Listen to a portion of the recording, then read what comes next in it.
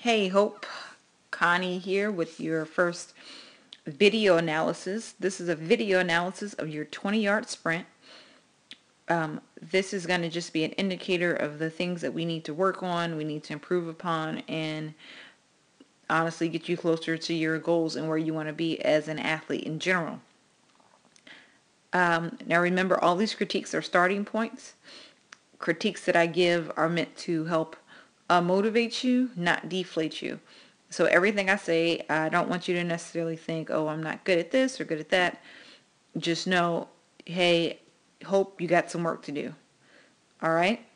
Now, with that being said, one of the first things I'm going to point out to you before I even hit the timer, if you look at all the extra movements you do before you go, ignoring that part. So you hear, you're set, you're ready. You're going to rock, you're not really going to go anywhere, you're going to push, and then you push off and go. Now, if you're timed by a scout or you're timed from anyone else, they're going to time you from that little movement right there, that forward movement, and you didn't take a step forward at all. So that's something that the first thing we have to work on is working on your initial reaction to when you run. Okay, now with that being said, I'm going to start the clock. Now that you push, now you have your official first forward movement there. I'm going to hit the clock. Now this clock is just from my point of reference. It's not anything we're going to hold close to heart, because most scouts and coaches are going to use hand time. And this time is probably about 0.24 to 0.25 different than what you would use when you use a stopwatch. So you can keep going back and forth and kind of looking at yourself and what you're working on. One of the first things I'm going to point out that I see is that some strides you do it and some strides you don't.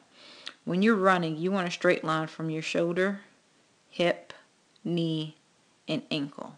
Now I drew that line, and as you can see, there is no straight line. It's kind of crooked. It's like your ankle's here, your hip and your knee are there, and then your shoulder and your knee. You're not quite walking back that much. Again, this is something we're going to go over when we do drills called falling and recovery. That's going to help you naturally get your hips in a position that they need to be in to run fast. Let's clear all this other stuff out the way and make some movement. The next thing we're going to look at is your knee lift itself. When you're running, you ideally want your thigh parallel to the ground. That's 90 degrees. Not quite parallel to the ground.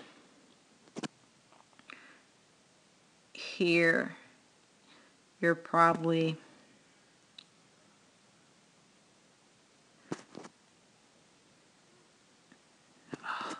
sorry. Sometimes this thing wants to work and sometimes it doesn't. It's just weird. Should I reset it?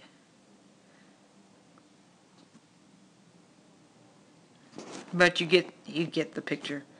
I'm going to keep trying it here.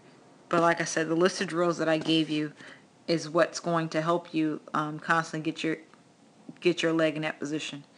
The key is just repetition, repetition, repetition. There we go. So you're at about 113 degrees from the ground. So the higher you get it up, the more you're able to close that angle down. Next thing we're going to look at, we're going to take it back a couple frames because you're almost finished. We're going to look at what goes on behind you. Your goal when you run is to keep everything in front of you. Meaning everything, you look at your foot's here. What's going to happen is your foot is going to drag here straight out with no knee lift, which causes this low knee drop. So let's clear it. No, actually, let's not clear it. Let's just go through. You kick your butt, and the leg just drops right there. You notice your leg just kind of drops. Your knee doesn't really come up. And we're going to fix that through something that I call aiming for the sweet spot. in your sweet spot is that spot between your glutes and your hamstrings. So when you aim your heel for that sweet spot, your knee automatically comes up. It'll make more sense when we actually do it. Additionally, you tend to drop your hips, which means that you sink down and then you come back up. If you add that over your 20 plus steps that you take to run the 20 yards, and you say it takes about 100th of a second for you to recoil, come back up, recoil, come back up, that can add a couple of tenths to your time, which, especially like in a game like soccer, the tenths turns to inches or yards or distance between you and your opposition. So that's something else that we have to improve upon. Finally, it's your arm swing. Your arms kind of cross back and forth across your body, which is not a bad thing. And it only happens on one side. It mainly happens on your left side versus your right.